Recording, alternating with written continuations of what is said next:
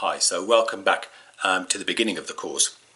In this part of the course, we're going to look at the origins and development of personality disorder very briefly. Then we're going to go on to look at so-called normal personality development.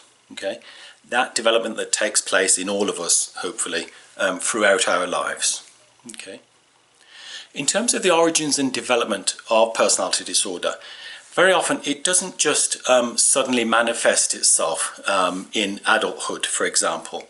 Very often we find that if we look back into the client's past, into their childhood especially, we will find some of the well-known warning signs that tell us that this was perhaps the emergence of personality disorder. It was the early signs that professionals look for during childhood that would indicate the development of personality disorder later on in adolescence or adult life. In terms of the emergence of personality disorder, you might want to have a look at, for example, the Royal College of Psychiatrists, 1999. They write some very good information about the development of personality disorder. Also, Robbins, 1966 et al. And Swanson et al. 1994. Okay, don't worry about writing these names down. You'll have the PowerPoint within this course so you can look at all of these references for additional information. Okay, so the main point here is that personality disorder doesn't just develop overnight when we're adults. It's a long-term development, very often starting during childhood or adolescence. What do we mean by personality then? Normal, standard personality. When I say normal personality, I do that with hyphens. Okay. What do we mean by personality? Well, very often professionals will say that personality it's that thing that makes you, you, and makes me, me. Okay. It's the type of person that we are.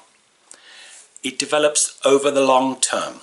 Okay. Our personality usually doesn't change drastically from day to day, or week to week, or month to month. Okay, but rather our personality is seen to be much more stable and predictable over time.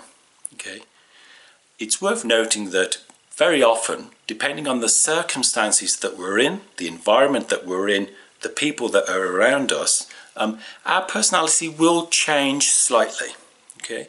So I'm perhaps a bit of a different person when I'm speaking to the bank manager, and then I'm another kind of a person slightly when I'm speaking to my wife or one of my parents, for example. Okay, so there's that flexibility, but the idea is that there's a sense of continuity, that my personality doesn't change drastically in the short term. Okay. Some professionals will say that personality is made up of the characteristic patterns of thoughts, feelings and behaviour that make a person unique. So somebody might say Kevin's personality is quite blah blah blah blah blah, hopefully all positive things. So there's a uniqueness to our personality. Okay, it's who we are. It goes to the core of who we are. Okay.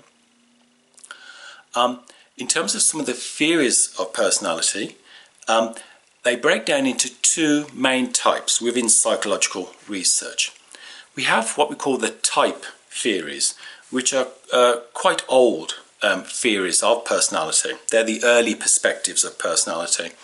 And these theories suggest that there is a limited number of personality types, which are related to very often biological influences. So this idea that our genes and our biology influence directly the person that we are, and there's only a limited number of types of person that we can be.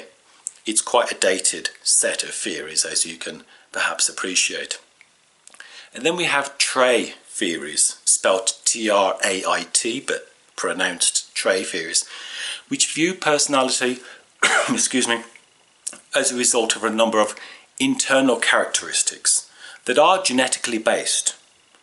But trait theories often take account of the whole host of environmental factors, the world around us, and how that influences our development of personality. We're going to pause it there and see you in a few moments.